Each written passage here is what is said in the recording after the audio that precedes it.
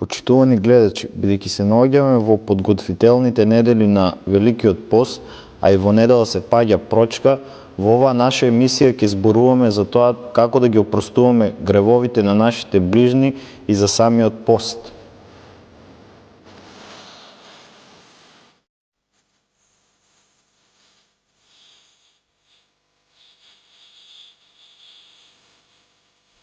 Во суштина, сите сме должници на нашиот Бог, Создател и Творец, кој е наш Господар и ние сме Негови. Сите сгрешивме и се уште грешиме и пребиваме во своите гревови. И тешко ни е да се исправиме. И тоа е нашиот долг пред Бога, кој не е мал и не може со ништо да се откупи, освен со милоста Божја. Според евангелскиот настан, откако Господарот си го побарал долгот, и откако должникот не можел да му го врати, го ставил во затвор се додека му исплатил се што должи.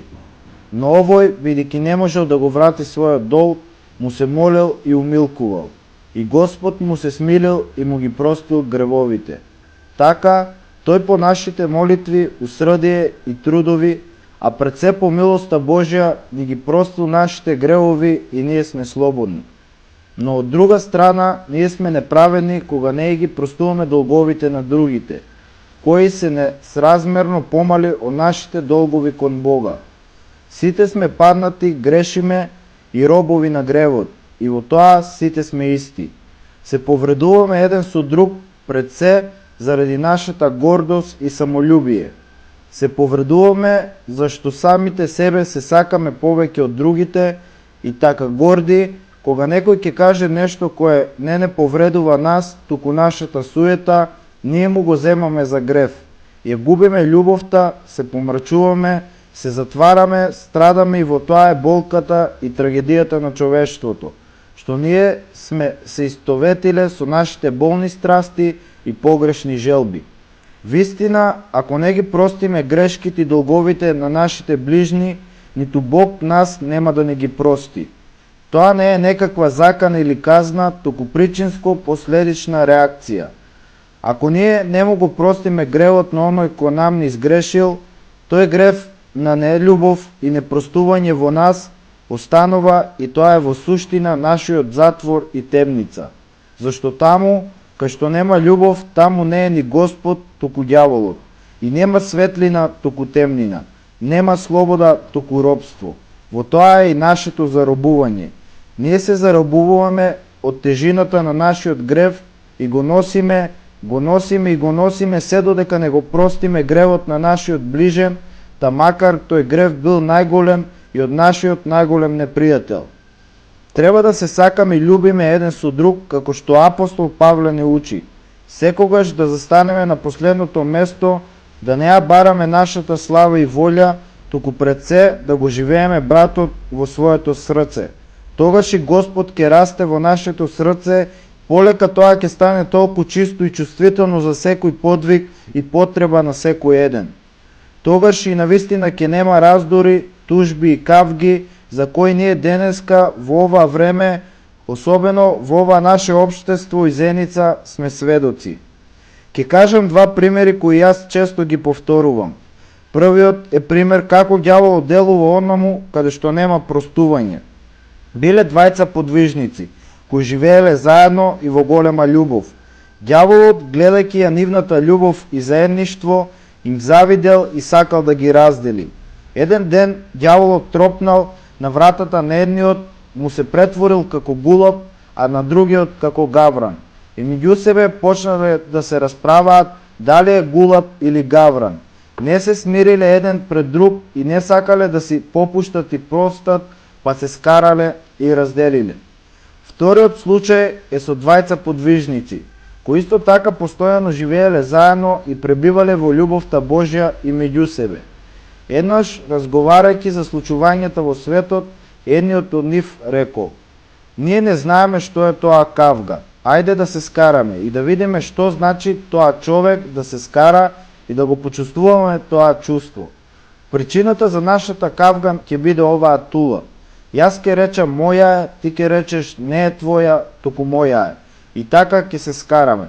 Тогаш првиот рекол: "Оваа тула е моја, Другиот рекол, не е твоја, туку моја е. А првиот, кој сам го предложил тоа, рекол, не е моја, твоја е земја.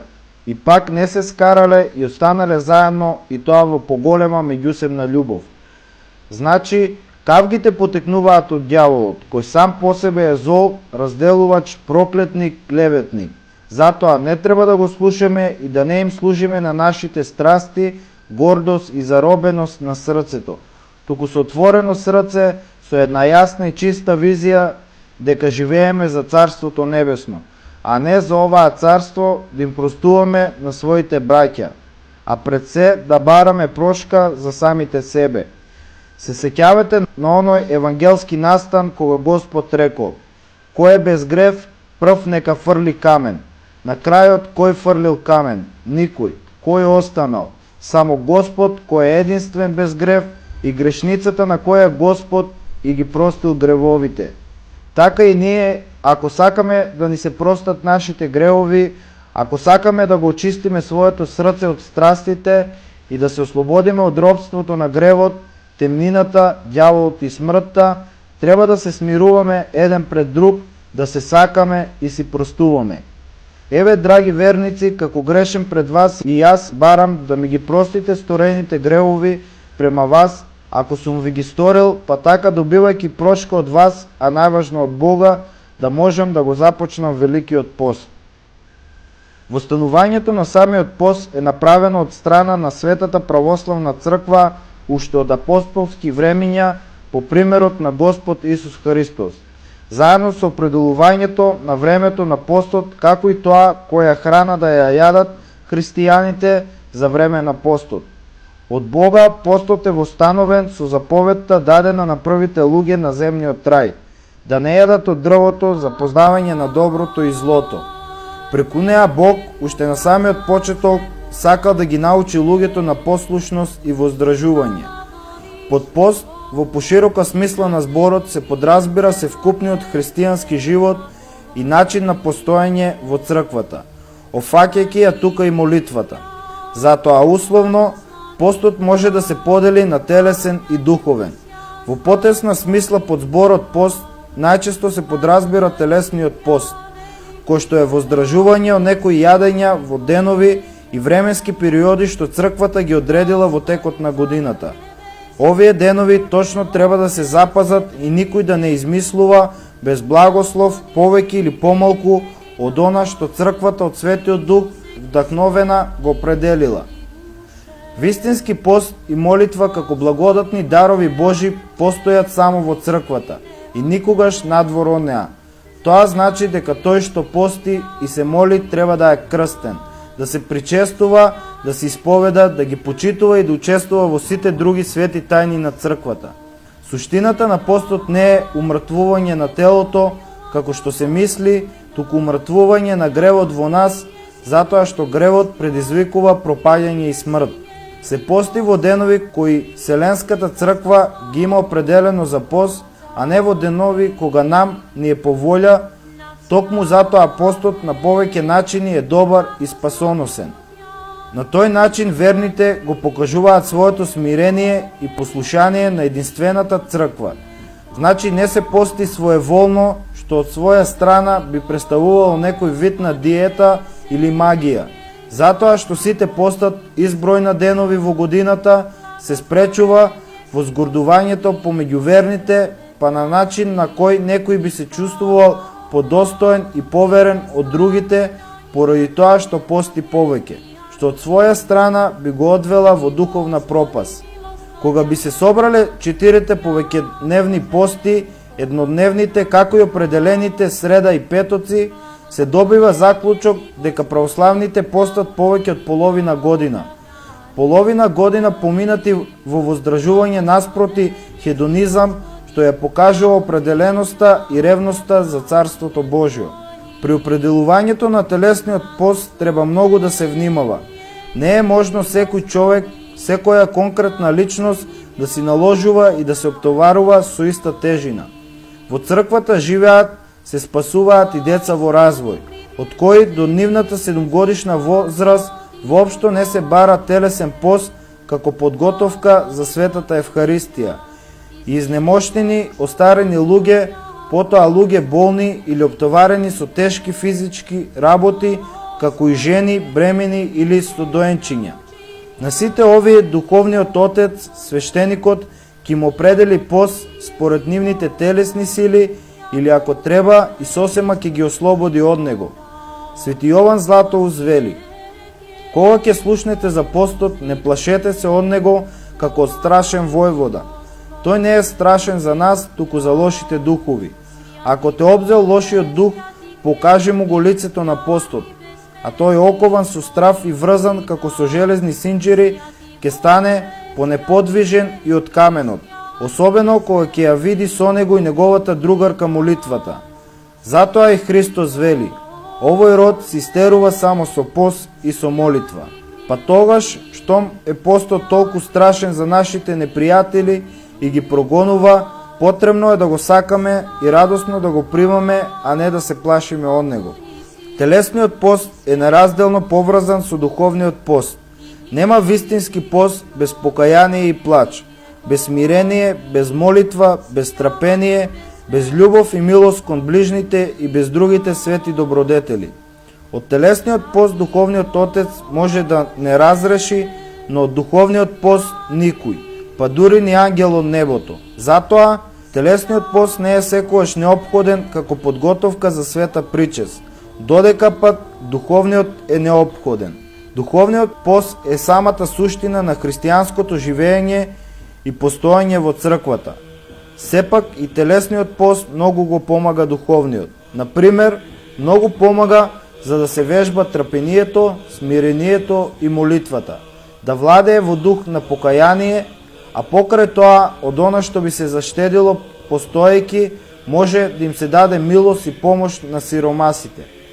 Кога вака правилно би се разбра постот, не би постоел христијанин кој би можел да се оправда ако не го држи постот. Оние пак што побожно и редовно го запазуваат постот, секогаш треба да го почувствуваат како подготовка за света причест со телото и крвта Христови. Во Стариот Завет има многу примери за пост. Светиот пророк Мојсеј, боговидец, постел 40 дена и 40 ноќи, за да се подготви да ги прими 10 Божји заповеди. Светиот пророк Илија со строг пост, духовна чистота и голема ревност за Господа се удостоил да ја види Божјата слава. А пак Свети Јован Крстител е познат како најголем и најстрог испостник. Воопшто, постот бил почитуван од сите праведници. Самиот Господ Исус Христос се подготвил за сеопшто служење и за искупителниот подвиг преку 40-дневен пост. Во проповедта на планината, он ги учел своите последователи каков треба да биде вистинскиот пост. Кога постите, не бидете жалосни како лицемерите, зашто тие се ги прават лицата мрачни, за да се покажат пред луѓето дека постат. Вистина ви велам, оти тие ја добиле веќе својата награда.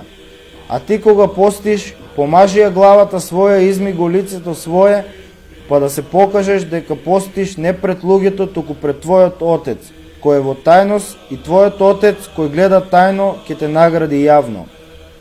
Оние кои поверувале во Христа започнале да постат уште во времето на апостолите.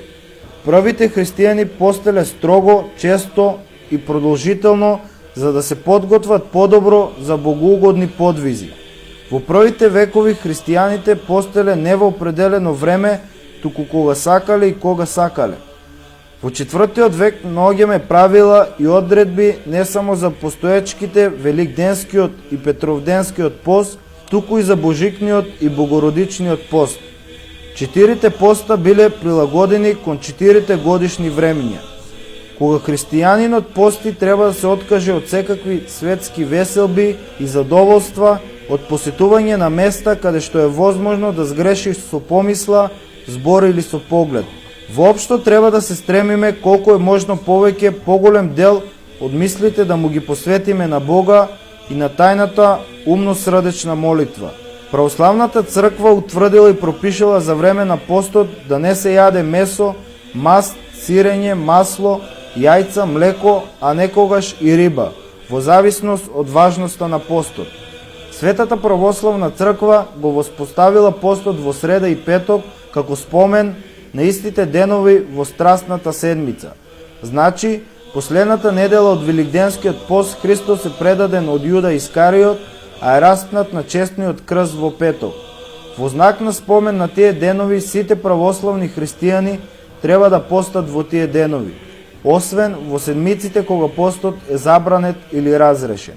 Великденскиот пост или Светата Четириесетница е востановена во чест и спомен на страдањата и воскресението на Господ Исус Христос. За време на Великиот пост верните го ограничуваат внесувањето на храна, ја засилуваат домашната и заедничката молитва, се трудат да се каат и да прават добри дела. Внесувањето на храна е ограничено на растенија кои се приготвуваат без употреба на масло. Месото и млечните производи, виното и маслото не се користат во исхраната.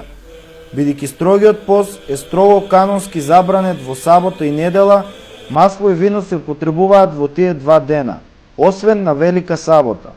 Риба се употребува само на благовештение и цветници.